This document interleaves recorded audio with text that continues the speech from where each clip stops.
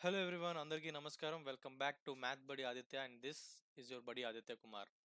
So ఏదైతే మనం ఎడిక్విటీ ప్యాటర్న్లో ఈ రీసెంట్గా జరుగుతున్న మాక్ టెస్ట్లో వాటిలో అబ్జర్వ్ చేస్తున్నామో అందులో మోస్ట్ ఇంపార్టెంట్ టాపిక్స్ లేదంటే కొత్త కాన్సెప్ట్స్ ఏవైతే ఉన్నాయో అవి మన సబ్స్క్రైబర్స్ అందరికీ తెలియాలి, లేదంటే మన తెలుగు కమ్యూనిటీకి అంతా తెలియాలని చెప్పి ఈ సిరీస్ని అయితే స్టార్ట్ చేస్తున్నాం. సో ఇందులో ఫస్ట్ కాన్సెప్ట్ వచ్చేసి మాంటీ హాల్ ప్రాబ్లం తీసుకున్నాం అనమాట. అసలు మాంటీ హాల్ ప్రాబ్లం ఏంటి, దానివల్ల దాని అసలు రిలవెన్సీ ఏంటి, క్వశ్చన్స్ ఎలా అడుగుతారు అనేది మనం ఒకసారి చూద్దాం. Okay, before we start I request you all to like చేయండి, మీ ఫ్రెండ్స్కి కోయాస్పిరెంట్స్కి షేర్ చేయండి, అలానే సబ్స్క్రైబ్ టు మ్యాథ్ బడి ఆదిత్య. ఓకే, స్టార్ట్ చేద్దాం. మాంటీ హాల్ ప్రాబ్లం అంటే ఏంటి, అసలు మాంటీ హాల్ ఎవరు, ఇదేంటో అనేది ఒకసారి చూద్దాం. మాంటీ హాల్ ప్రాబ్లం అనేది చాలా అంటే చాలా క్లాసిక్ కేస్ అనమాట.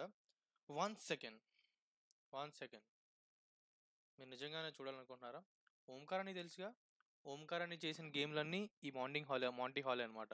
ఓకే, సో ఏదైతే మనకి అప్పుల్లో 1 సెకండ్ 1 సెకండ్ అని ఆపేవాడో, ఈ మధ్యన సర్కార్ అని ఏదైతే చేస్తున్నారో ఇవన్నీ మాంటీ హాల్కి చాలా క్లియర్ అంటే క్లియర్ ఎగ్జాంపుల్స్ అనమాట. అసలు మాంటీ హాల్ ప్రాబ్లం ఏంటి, దానికి మనకి ఎస్ఎస్సికి ఎలా రిలవెన్సీ అనేది మనం చూద్దాం. ఒక క్లాసిక్ మాంటీ హాల్ కేసు తీసుకుంటే మనం ఆ, ఒక అదొక గేమ్ అనమాట. ఆ గేమ్లో 3 డిఫరెంట్ డోర్స్ ఉంటాయి. ఓకే, 3 ఉండొచ్చు, ఎన్నైనా ఉండొచ్చు. ఈ కేసుకి అయితే మనం 3 తీసుకుందాం. ఓకే, 3 డోర్స్ ఉంటాయి. ఏదో ఒక డోర్ వెనకాల బేసిక్గా అందరూ గోట్ అని చెప్తారు, గోట్ అనుకుందాం. ఓకే, 2 డోర్స్ వెనకాల గోట్ ఉంటుంది, అండ్ ఒక డోర్ వెనకాల మనకి కార్ లేదా ప్రైజ్ ఉంటుంది అనమాట. సో ఇప్పుడు మనం ఎస్ఎస్సిలో ఎలాగ అడుగుతారంటే ప్రాబబిలిటీ. సో ప్రాబబిలిటీకి రిలేటెడ్గా ఈ మాంటీ హాల్ ప్రాబ్లం అనమాట. ఓకే, సో చూస్తే ఎలా అడుగుతారంటే ఈ మాంటీ హాల్లో లెట్స్ ఏ 1, 2, 3 అనేవి మనం గేట్స్ నేమ్స్ అనుకుందాం, లేదంటే డోర్స్ నేమ్స్ అనుకుందాం. మనం ఫస్ట్ ఒక డోర్ని పిక్ చేసుకోవాలి. లెట్స్ ఏ నేను ఒక డోర్ని పిక్ చేసుకుంటున్నా. నేను ఒక డోర్ని పిక్ చేసుకున్నప్పుడు ఆ డోర్లో గిఫ్ట్ ఉండడానికి లేదంటే ప్రైజ్ ఉండడానికి ప్రాబబిలిటీ ఎంత? 3 డోర్స్ ఉన్నాయి, అందులో ఎందులో ఒక దాంట్లో ఉండొచ్చు. సో ప్రాబబిలిటీ 1/3 అనమాట. ఓకే, ప్రైజ్ వైల్ పికింగ్ అంటే మనం ఫస్ట్ టైం ఏదైతే డోర్ పిక్ చేసుకుంటామో అప్పుడు ప్రాబబిలిటీ 1/3 అన్నమాట. ఓకే, అక్కడితో అయిపోలేదు. సో ఇప్పుడు మాంటీ హాల్ అనే ఈయనే గేమ్ కండక్ట్ చేసేదన్నమాట. ఓకే, ఎవరైతే కండక్ట్ చేస్తారో వాళ్ళని మాంటీ హాల్ అంటారు. సో లేదంటే వాళ్ళు ఏం చేస్తారంటే వాళ్ళకి ఆల్రెడీ తెలుసు ఏ డోర్ వెనకాల గొర్రె ఉంది, ఏ డోర్ వెనకాల కార్ లేదంటే ప్రైజ్ ఉందని. So let's say for example నేను ఫస్ట్ది పిక్ చేసుకున్నా, డోర్ నెంబర్ 1.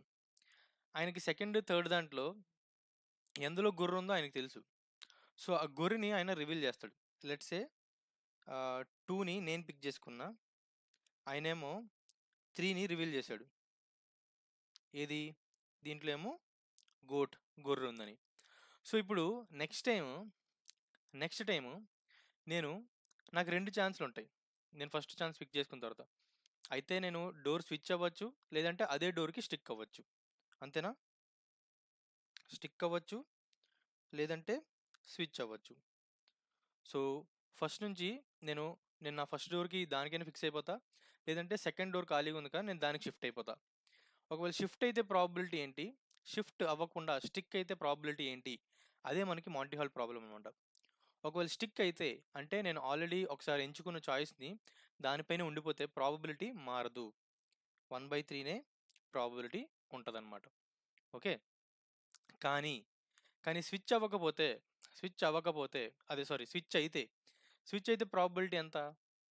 ఇప్పుడు ఒకటి ఆల్రెడీ ఓపెన్ చేశారు కదా, రెండో ఉన్నాయి కదా, ప్రాబబిలిటీ 50-50 1/2 అనుకుంటారేమో, తప్పు. 1/2 కాదు. ఎందుకంటే అక్కడ మనకు పిక్ చేసుకోవడానికి 1/2 అంటే ఏది తీస్తామో ఈ డోర్ అయినా తీయచ్చు, ఆ డోర్ అయినా తీయచ్చు, దానికి ప్రాబబిలిటీ 1/2. కానీ ప్రైజ్ గెలుస్తామో లేదో చెప్పడానికి ఆల్రెడీ ఒక గొర్రె తీస్తాం. ఓకే, సో మిగిలిన రెండిట్లోనే ఉంది, ఆ రెండిట్లో ఎందులోనే ఉండొచ్చు. ఓకే, సో 2/3 వస్తుంది అనమాట మనకి ప్రాబిలిటీ స్విచ్ అయితే. ఓకే, ఎందుకంటే ఒకటి ఆల్రెడీ అందులో లేదు, మిగతా మూడిట్లో ఏదో రెండిట్లో ఉండొచ్చు. ఆ రెండిట్లో ఎందులో ఒక దాంట్లో కార్ ఉండొచ్చు, బై టోటల్ ఛాన్సెస్ 3. సో 2/3 అనమాట ప్రాబిలిటీ. ఇదే మాంటీ హాల్ ప్రాబ్లం అనమాట. మాంటీ హాల్ ప్రాబ్లం ఏంటంటే క్లాసికల్గా ఒక 3 డోర్స్ ఉంటాయి. ఆ 3 డోర్స్లో మనం ఒక డోర్ని పిక్ చేసుకోవాలి. ఆ పిక్ చేసుకున్నప్పుడు ప్రాబిలిటీ మనకి 1/3 మనం గెలవడానికి, లేదంటే మనకి ప్రైజ్ రావడానికి. ఆ పిక్ చేసుకున్న తర్వాత మాంటీ హాల్ అయిన ఆయన ఎవరైతే గేమ్ కండక్ట్ చేస్తున్నారో ఆయన రివీల్ చేస్తాడనమాట ఇంకొక డోరు. ఆయన ఖచ్చితంగా ఎప్పుడు మస్ట్ అండ్ షుడ్‌గా గొర్రె ఉన్నదాన్నే రివీల్ చేస్తాడనమాట. గోట్ ఉన్నదాన్నే రివీల్ చేస్తాడు. సో, మనకు ఆల్రెడీ ఒక చాయిస్ పోయింది. ఇంకో 2 డోర్స్ ఉన్నాయి. సో, ప్రాబబిలిటీ మనకి హాఫ్ అవ్వదు. ప్రాబబిలిటీ 2/3 అవుద్దనమాట. సెకండ్ టైమ్ మనం పిక్ చేసుకునేటప్పుడు స్విచ్ అయితే గెలవడానికి ప్రాబబిలిటీ ఇది. స్విచ్ అయితే గెలవడానికి ప్రాబబిలిటీ 2/3. స్విచ్ అవ్వకుండా సేమ్ చాయిస్ స్టిక్ అయితే ప్రాబబిలిటీ 1/3. ఇదే మనకి మాంటీ హాల్ ప్రాబ్లమ్ అనమాట. దీన్ని రకరకాలుగా అడగొచ్చు. ఓకే. ఇప్పుడు క్లాసికల్‌గా మనం 3 డోర్స్ అనుకున్నాం కదా! వాళ్ళు 3 డోర్స్ అని చెప్పకుండా 7 డోర్స్ ఉన్నాయంటారు. ఓకే. 7 డోర్‌లో 6 దాంట్లో ఏమో బాల్స్ ఉన్నాయి. ఒక దాంట్లో ఏమో బ్యాట్ ఉంది. బ్యాటే మనం గెలవాలి. ఓకే.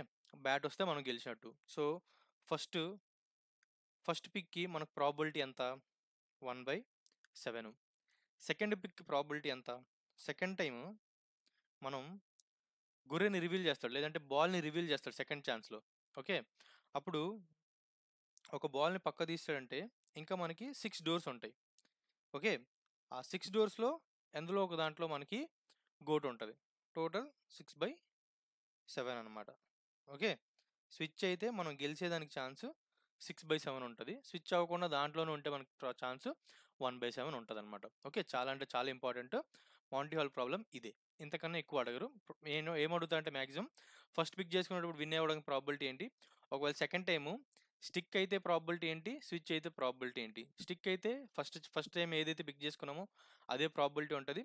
ఒకవేళ స్విచ్ అయితే దానికి ప్రాబబిలిటీ ఏంటంటే 1 - ఆ ఫస్ట్ చేసుకుంటే అయిపోద్దనమాట. అదే Monty hall problem. Will meet you in next topic. Thank you.